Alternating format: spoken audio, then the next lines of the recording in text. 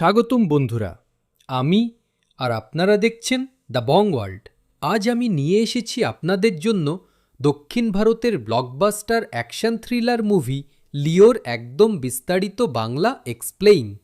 তাই ভিডিওটা একদম শেষ পর্যন্ত দেখবেন, কারণ প্রতিটা মুহূর্তে আছে চমক, সাসপেন্স আর রোমাঞ্চ। সিনেমার শুরু হয় কাশ্মীরের এক শান্ত তুষার ঢাকা গ্রামে। সেখানেই থাকে আমাদের প্রধান চরিত্র পারথিবান পারথী, একজন সাধারণ মানুষ। গ্রামে ছোট্ট একটা কফি শপ চালায় তার স্ত্রী সত্য আর এক ছোট্ট ছেলে সিদ্ধার্থ। তাদের সংসার খুবই সাধারণ, কিন্তু ভরপুর ভালোবাসায় ভরা। গ্রামের লোকেরা পারথীকে ভদ্র, শান্ত আর সাহায্যপ্রিয় মানুষ হিসেবে চেনে। সে কারো সাথে তর্কে যায় না, ঝগড়া তো দূরের কথা। কিন্তু এই শান্ত গ্রামের পেছনে লুকিয়ে আছে এক ভয়ঙ্কর অন্ধকার। একদিন গ্রামে খবর আসে যে আশেপাশে নাকি একটা বন্য চিতাবাঘ ঢুকে পড়েছে। রাতের বেলা ভেড়া মোষ মেরে ফেলছে, আর গ্রামের লোকজন ভয়ে কাঁপছে। এক ঝড়ো রাতে হঠাৎ সেই চিতাবাঘ এসে পড়ে পারথীর কফি শপের সামনে। গ্রামের লোকজন ভয় পেয়ে পালিয়ে যায়, কিন্তু পারথী সে একদম ঠান্ডা মাথায় দাঁড়িয়ে যায়। হাতে একটা লাঠি নিয়ে সে চিতাবাঘকে ফাঁদে ফেলে। অবিশ্বাস্য সাহস আর বুদ্ধি দিয়ে সেই ভয়ঙ্কর জানোয়ারটাকে কাবু করে ফেলে। গ্রামের লোকজন অবাক হয়ে যায়, এই পারথী আসলে কে? এত শান্ত মানুষ হঠাৎ এভাবে লড়াই করল কিভাবে?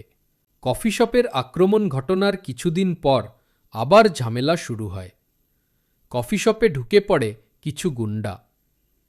তারা কফির পয়সা না দিয়ে হাঙ্গামা করতে থাকে। একটা ছোট্ট ছেলেকে তারা জিম্মি করে নেয়। এখানে আমরা পারথীর আসল রূপ দেখি। সে এতদিন শান্ত মানুষ ছিল, কিন্তু যখন নিরীহ মানুষের ওপর আক্রমণ হলো তখন সে আর চুপ করে থাকেনি। পারথী একাই ঝাঁপিয়ে পড়ে কয়েকজন গুন্ডাকে নির্মমভাবে মারধর করে ফেলে। তার মারামারির স্টাইল, গতি আর কৌশল দেখে সবাই হতবাক হয়ে যায়।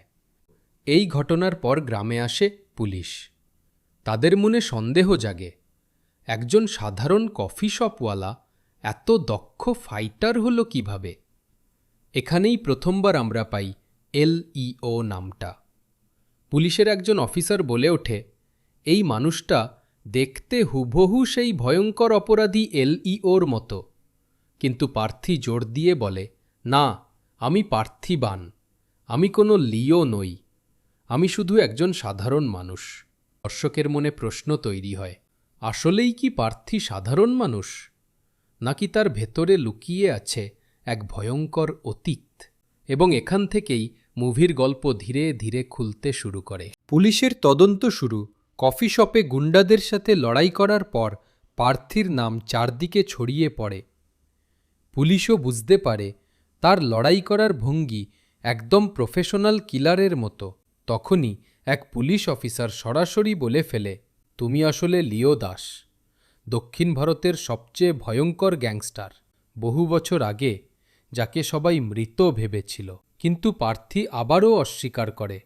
সে কেবল বলে, আমি শুধু একজন সাধারণ পরিবার পোষক মানুষ, আমার কোনো অতীত নেই। নতুন ভিলেনের এন্ট্রি, হ্যারল্ড দাস। এবার গল্পে আসে ভয়ঙ্কর চরিত্র হ্যারল্ড দাস। সে দক্ষিণ ভারতের এক মাফিয়া কিংপিন। তার ভাই অ্যান্টনি দাস আর সে দুজন মিলে ড্রাগ ব্যবসা, হত্যা সব অপরাধ চালায়। হ্যারল্ড হঠাৎ খবর পায় একজন লোক আছে যে দেখতে হুবহু তার ভাইয়ের ছেলে লিও দাসের মতো। তাই হ্যারল্ড গ্যাং পাঠায় কাশ্মীরে। তাদের টার্গেট একটাই, পার্থীকে খুঁজে বের করা। কাশ্মীরের রক্তক্ষয়ী হামলা গ্যাংস্টারদের একটা দল পার্থীর কফি শপে এসে ঢুকে পড়ে। তারা শুধু পার্থীকেই টার্গেট করে না, তার স্ত্রী সত্য আর ছেলে সিদ্ধার্থকেও মেরে ফেলার চেষ্টা করে। কিন্তু এখানেই আমরা আবারও দেখি পার্থীর লুকানো ভয়ঙ্কর রূপ। সে একাই পুরো গ্যাংয়ের বিরুদ্ধে দাঁড়িয়ে যায়।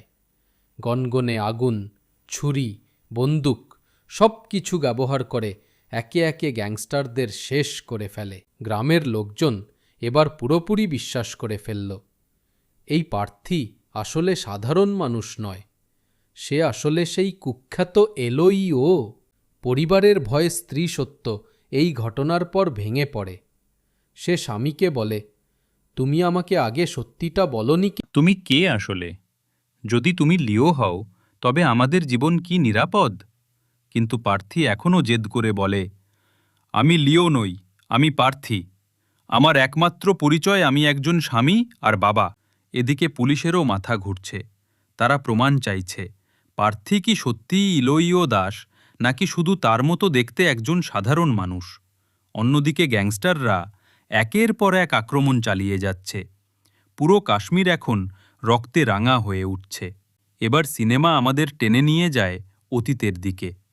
আমরা একটু একটু করে জানতে শুরু করি লিও দাসের ভয়ঙ্কর ইতিহাস। কে এই লিও? সে কি সত্যিই প্রার্থী, নাকি সবই একটা ভুল বোঝাবুঝি?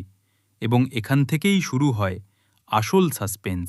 অতীতের দরজা খুলে গেল গল্প এবার আমাদের নিয়ে যায় বহু বছর আগে। তখন দক্ষিণ ভারতের অপরাধ জগৎ শাসন করত অ্যান্টনি দাস আর তার ভাই হ্যারল্ড দাস। তাদের হাতের তাস ছিল একজন নিষ্ঠুর ছেলে লিও দাস। সে ছিল অ্যান্টনি দাসের ছেলে। ছোটবেলা থেকেই তাকে অপরাধ জগতে টেনে আনা হয়। রক্ত, খুন আর মাফিয়ার রাজনীতির মাঝেই বড় হয় লিও। লিওর নাম শুনলেই লোকজন কেঁপে উঠত। সে ছিল নির্মম, নির্দয় আর ভয়ঙ্কর কিলার। লিওর বিদ্রোহ কিন্তু একদিন লিও সবকিছু সহ্য করতে না পেরে বিদ্রোহ করে বসে। সে বুঝতে পারে তার জীবনটা ধ্বংস হয়ে যাচ্ছে এই অপরাধ জগতে। সে বেরিয়ে আসতে চায়। তখনই ঘটে ভয়ঙ্কর ঘটনা। লিও নিজের বাবার সাথেই যুদ্ধে জড়িয়ে পড়ে। অ্যান্টনি দাসের ড্রাগ ব্যবসা ধ্বংস করে দেয় আর বহু গ্যাংস্টারকে খত্তম করে।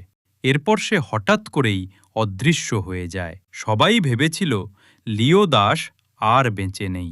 আবার বর্তমানে ফেরা এবার প্রশ্ন জাগে, এই পারথিবান কি সত্যিই সেই লিও দাস, নাকি সে শুধু এক সাধারণ মানুষ যাকে গ্যাংস্টাররা ভুল করে লিও ভেবেছে?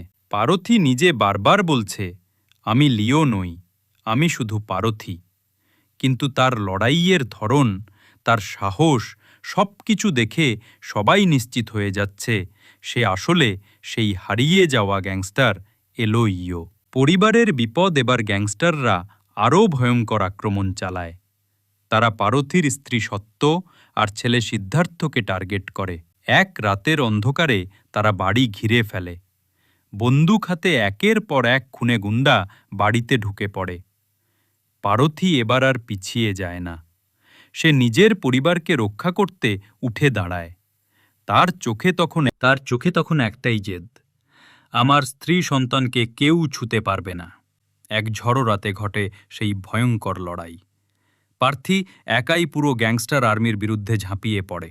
ছুরি, হাতুড়ি, বন্দুক সব কিছু ব্যবহার করে একে একে শত্রুদের শেষ করে দেয়। তার প্রতিটা আঘাতে বোঝা যাচ্ছিল এটা কোনো সাধারণ মানুষের শক্তি নয়। এ যেন সেই পুরনো এলিও দাস আবার ফিরে এসেছে। হ্যারল্ডের সন্দেহ, হ্যারল্ড দাসও অবশেষে বিশ্বাস করতে শুরু করে এই মানুষটা তার ভাইয়ের ছেলে লিও ছাড়া আর কেউ হতে পারে না। কিন্তু প্রার্থী এখনও জেদ ধরে আছে, আমি লিও নই, আমি পার্থিবান। মুখোমুখি লড়াইয়ের প্রস্তুতি গল্প একেবারে শেষের দিকে এসে পৌঁছেছে। এখন প্রার্থীর সামনে একটাই রাস্তা। তার পরিবারকে বাঁচাতে হলে তাকে হ্যারল্ড দাস আর পুরো গ্যাংয়ের বিরুদ্ধে দাঁড়াতেই হবে। হ্যারল্ড পরিষ্কার জানিয়ে দেয়, যদি তুমি সত্যিই লিও হও তবে এবার তোমাকে আমাদের সঙ্গে ফিরতেই হবে। যদি না হও তবুও তুমি মরবে। এমন চাপে পড়ে প্রার্থীর চারপাশ যেন অন্ধকারে ঢেকে যায়।